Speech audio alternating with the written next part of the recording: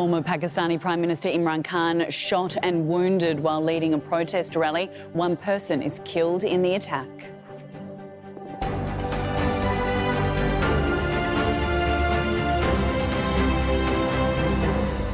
Hello, I'm Emily Angwin. This is Aljazeera Live from Doha. Also coming up, the Bank of England raises interest rates to 3% to tackle inflation. It's the biggest hike in decades. A show of strength, North Korea carries out more missile launches, prompting the US and South Korea to extend their joint military drills. And schools converted into kitchens, how floods across Nigeria are affecting hundreds of thousands of students.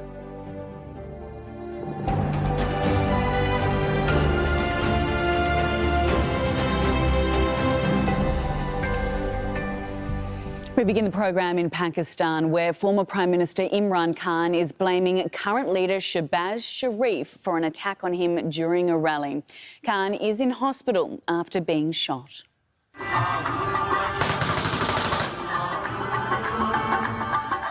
A gunman opened fire on a campaign truck carrying him in the Wazirabad district of the eastern Punjab province. Khan released a statement claiming the Prime Minister and two others are involved in the attack. He was leading a protest march from Lahore to Islamabad to demand snap elections. An official from his PTI party says he was injured in the leg but is not in a serious condition. One of Khan's supporters was killed and several injured. The Prime Minister became the leader in 2018 as a change candidate. He promised to shake up Pakistan by fixing its economy and fighting corruption. In less than 4 years, Khan was forced out of power after losing a no-confidence vote in April, but trouble followed him.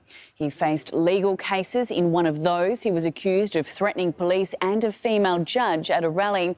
Then Imran Khan was barred from holding public office last month for incorrectly declaring foreign gifts. His supporters say his disqualification was politically motivated. Last week, Khan began a long march from Lahore to Islamabad. Thousands of supporters walked with him, aiming to force the Prime Minister to resign. Let's go live now to Kamal Haider, who's in Islamabad and following developments. Kamal, what more can you tell us about this statement from the former Prime Minister, particularly as it's been several hours now since that attack?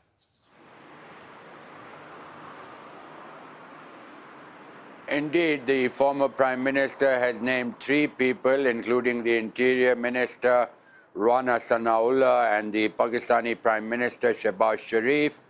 Also important to note that there is now investigation as to whether this was the lone attacker, a lone wolf, or there were more people involved, because what we have been able to see from the footage, there was fire from an automatic weapon, perhaps an assault rifle.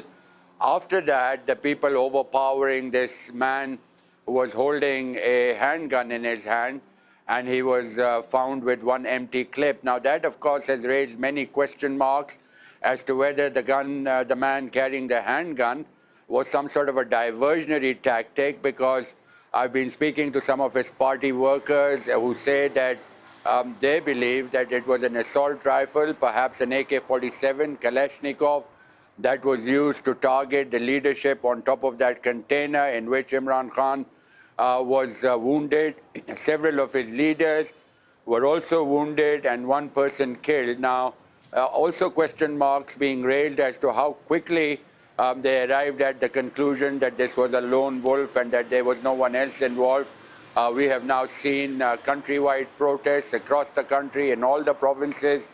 People have come out in large numbers. They're burning tires and venting their anger. So it will be important to see what comes out of that investigation. But at least one good news, that Imran Khan is out of danger. His doctor has been speaking to the media saying that he is out of danger. And they will, of course, will be trying to find out what caliber bullet hit him actually, because that will unveil the mystery behind this particular attack as to whether it was a bullet fired from an assault rifle or from that gun, as many people here are led to believe. Yes, plenty of questions that still need answering. Thank you very much for that update. Kamal Haider, live for us in Islamabad. Moving on now, and the Bank of England has hiked interest rates from 2.25% to 3%. The increase is the biggest in the UK in 33 years as the bank tries to control rising inflation. Charlie Angela has more from London. Is the largest rate rise seen in this country since 1989, and a 3% interest rate was last seen here in 2008 during the financial crisis. Now, the bank also released its economic forecast, and it wasn't great. It said that Britain is already in a recession, and that could last until mid-2024. And while it won't be the deepest downturn, it could be the longest seen since records began in the 1920s. Now, the Governor, Andrew Bailey, said that while the rate rise will hit households very hard, the bank needed to take this painful action to bring down inflation. Now, he thinks that low inflation is the bedrock of a stable economy. And here, inflation is very high, 10.1%. That's the highest it's been in 40 years. And one silver lining was the fact that the bank is predicting that with even further rate rises, it will still peak at less than 5%, which is what the markets were predicting. And they're also saying that they hope inflation will contract sharply in the middle of next year. But this is already the 8th rate hike in a row. And this will be very worrying news for the millions of people who have mortgages, who have credit card debt. Food prices is going up, as is fuel costs, and many families are already having to choose between whether or not they heat their homes or put fuel in their car. The international nuclear watchdog says it's found no evidence Ukraine is working on a so-called dirty bomb. Kyiv asked the IAEA to inspect 3 sites in the country after Russia claims Ukraine could use a bomb containing nuclear material on its own territory as a false flag operation. Inspectors said there were no signs of any undeclared nuclear activities or materials at the site. NATO Chief Jens Stoltenberg is in Turkey to persuade Ankara to ratify Finland and Sweden's applications for membership of the alliance. Turkey and Hungary are the only NATO members who have yet to approve them. The Nordic nations ended decades of neutrality when they applied to join the alliance back in May in response to Russia's invasion of Ukraine. Let's go live now to Resul Sado, who's covering developments in Istanbul. Hello there, Resul. What can we expect to happen as a result of this visit, and how receptive will the Turkish government be to Stoltenberg? Well, NATO General Secretary Stoltenberg is now in Istanbul, and shortly he will have a presser with the Turkish Foreign Minister Mevlut Çavuşoğlu. So he's here simply to discuss several issues such as the expansion of NATO, the war in Ukraine and so on. But the main topics to be discussed is the Sweden's and Finland's membership to NATO, and he's here to seek for the support from Turkey regarding that issue. So in order to get the NATO membership, the Sweden and Finland need to get the unanimous support from all 30 countries that are the member of NATO. And so far they have secured 28 countries, but now Turkey and Hungary have remained holdouts. So for Turkey says that to approve that, to ratify their membership, it has 3 demands. The first is the removal of the arms embargo imposed on Turkey by Sweden, and the second one is Sweden and Finland to stop its support for YPG in Syria, which is affiliated to the PKK, and Turkey regards PKK as a terrorist organization. On these 2 issues, Finland and Sweden, they said that they accepted that fully. But the third issue is the sticking point here, which is the extradition of the individuals in Sweden that Turkey regards as terrorists. And so far there hasn't been that much of the progress regarding that. Despite the Swedish and Finnish officials saying that they are in cooperation with Turkey and in constant talks, Turkish officials here, including President Recep Tayyip Erdogan, have repeatedly said that they are not satisfied with the steps that are taken by the officials from Sweden and Finland, and that they say they are expecting the concrete actions that goes beyond the words. So the NATO Secretary Stoltenberg is here to secure that support. And tomorrow he's going to meet Turkish President Recep Tayyip Erdogan and later Turkish Defense Minister Hulusi Akar as well. And just next week, the Prime Minister of Sweden, Ulf Kristersson, also is going to come to Turkey in Ankara and meet Erdogan to seek for the same support. But the sources in Turkey are saying that it's very much unlikely that Turkey will ratify Swedish and Finland's membership to NATO before the new year. All right, thank you very much for the update. Resul Sada in Istanbul for us. The UN chief has called on Russia and Ukraine to extend a deal that allows Kyiv to export grain. Antonio Guterres wants obstacles removed to allow for the exports of Russian food and fertiliser. Shipments from Ukraine have resumed. 7 ships have already left port since the grain corridor reopened. Moscow had suspended its involvement in the UN-brokered deal over the weekend after accusing Kyiv of attacking its fleet in the Black Sea. Asad Beg has more from Mykolaiv. We understand that at least from Russian sources, that they're saying that the shipments have been normalized. But Ukrainian President Vladimir Zelensky has come out and said that Russia fires cruise missiles over the airspace over that corridor, that grain corridor. Airstrikes and missiles are on their way to hit Ukrainian targets. Now, Ukraine has denied that they have used those 3 ports and that corridor that are part of this deal to target Russia, but Russia doesn't believe that their warship was attacked by drone, and they said that Ukraine has been using those ports and that grain corridor. Now, Russia says that they've come back to the deal because they've been given guarantees, that the officials in Turkey have said that they've also been given verbal and written guarantees that made Russia come back to it. Now, from the Ukrainian side, well, they're saying they haven't said anything new that wasn't in the initial deal. Now, this deal is set to run out later this month, and Russia is saying that there's no guarantee that it will be extended. But the Ukrainians' complaints still remain. They're saying that Russia continues to fire missiles and rockets and airstrikes at their vital infrastructure that is causing real damage to the energy supply here. There's blackouts around the country, and some regions are setting up mobile heating units in the lead up to winter. North Korea has launched several more ballistic missiles, prompting the US and South Korea to extend joint military exercises. 3 landed close to Japan's economic zone. Another is suspected to have been a long-range intercontinental ballistic missile, the second to be launched this year. Rob McBride has the details from Seoul. It's a further escalation in North Korea's provocative missile testing, with one of the weapons suspected of being a new type of intercontinental ballistic missile that it has shown off at recent parades. Called the Hwasong 17, it was also famously featured in a promotional video starring the country's leader, Kim Jong-un.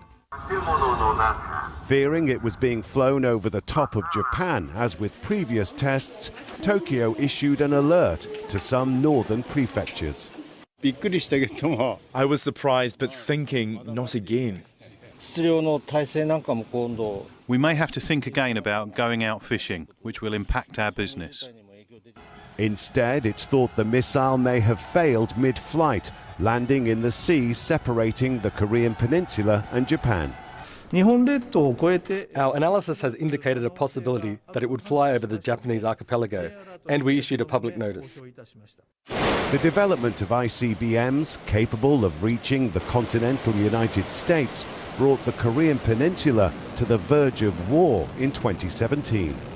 Thursday's launch seems to be sending a message to the US ahead of its midterm elections. In turn, the US has condemned the test, calling for UN Security Council resolutions meant to prohibit North Korea's weapons development to be more strictly enforced. On Wednesday, North Korea launched multiple salvos of short-range missiles in protest at joint air drills being staged by South Korean and US air forces, with one missile landing south of the de facto maritime border. In response, South Korea fired missiles north of it.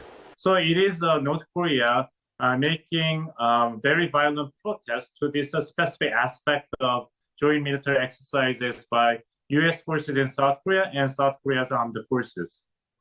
Now, in response to this ICBM launch, The two allies have announced their military exercises will be extended. Rob McBride, Aljazeera, Seoul. A mining giant accused of bribing officials during its operations in several African countries has been ordered to pay more than $310 million. In June, the UK subsidiary of Swiss-based Glencore pleaded guilty in a British court to 7 bribery charges. Rory Challens is outside the Suffolk Crown Court in London and tells us more about what this means for the company. Well, it's a pretty whopping fine, isn't it? Even if you consider that Glencore is one of the biggest mining and commodity trading companies in the world, valued at the moment at over $76 billion. That figure, $310 million worth of fines and confiscations here, still amounts to a significant penalty. In his assessment, Judge Peter Fraser said the corruption is of extended duration and took place across 5 separate countries in West Africa, but had its origins in the West Africa oil trading desk of the defendant in London. It was endemic amongst traders on that particular desk. So what was going on? Well, in a number of different countries in West Africa and in South Sudan as well, Glencore basically was paying bribes to gain access to oil. And this was a case that had been brought by the Serious Fraud Office in the UK, started in 2019. It came to a conclusion in the summer, in June, when Glencore pleaded guilty on 7 different counts. The sentencing was adjourned until early November, so that's what's just happened now. It's not a unique case. So the SFO is basically been working together with counterparts in the United States and in the Netherlands and in Switzerland as well. Glencore itself, the whole company around the world, has basically earmarked $1.5 billion to pay various fines in various jurisdictions.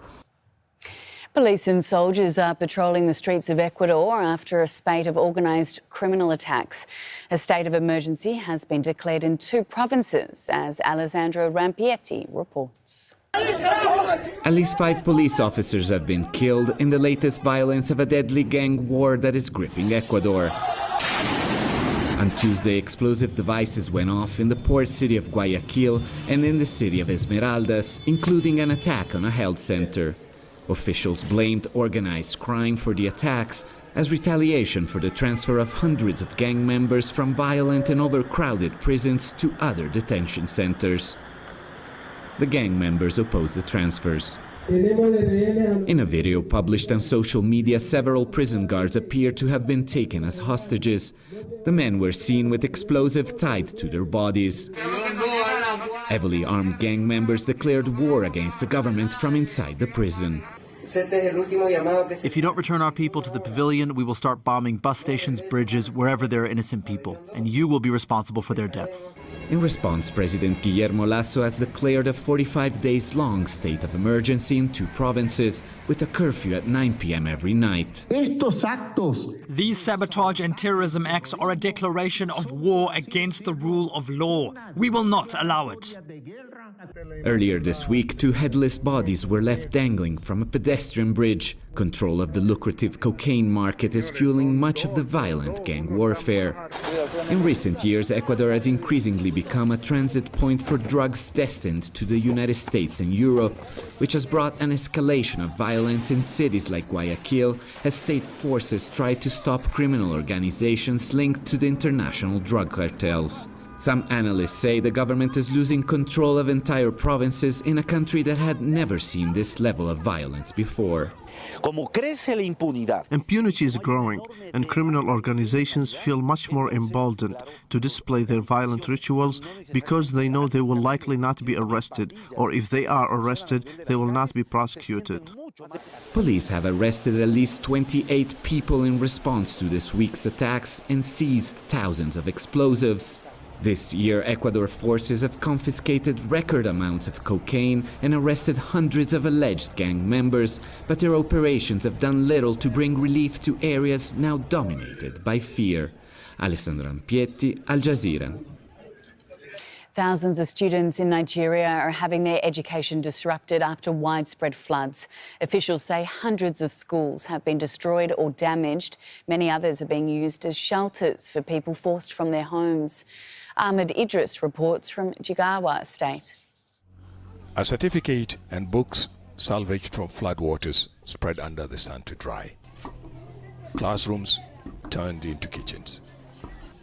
Many of the people now in this school have unfamiliar faces, and the regulars are worried about their studies. Like this student Muhammad Zakaria, who's been joined by his displaced family. Nobody will tell us to read. There is no school. So our study may be damaged.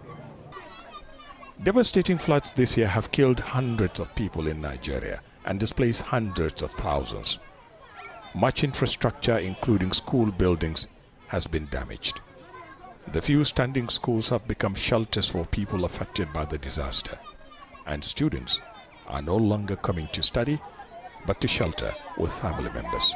The United Nations Children's Fund says an estimated 18.5 million children aren't attending school in Nigeria at the moment, many of them due to floods and other disasters, as well as conflicts. In some states, government officials are waiting for floodwaters to recede before they reclaim schools occupied by the flood victims. But with entire villages underwater, no one knows how long that will take. In other states, education is a priority. We are trying to provide an e-learning facilities. We have done that during COVID, and we are still trying to replicate same now, so as that the students that are in the camp are displaced, and that is even at the camp, they can be able to take lessons. And this has happened, we did it during COVID, and these facilities, they can also work offline. A plan of action, but one that faces challenges in a country struggling with power shortages. It could be months or even a year before people like these return to what's left of their homes. The schools they leave behind will have to be fixed before teaching and learning can start again. But government officials say there is little money available, and no one seems to know whether these facilities will ever get the work and renovation they need. Ahmed Idris, Aljazeera, Northern Nigeria. People in India are waiting for answers after a bridge collapsed on Sunday, killing more than 140 people. Authorities say it failed because of faulty renovations, plunging hundreds into the river below. One witness who helped save dozens of people spoke to Al Jazeera. Here's his account of the events. My name is Karan Bhai Parmar. I'm 25 years old. I work in events and often perform religious ceremonies. I'm a priest at the local temple. My father called me asking me to come to the bridge immediately. I arrived there within 5 minutes as I live nearby. I was terrified of seeing the people shouting and crying. Everyone, children and old people, were shouting. Many people were trapped beneath the debris.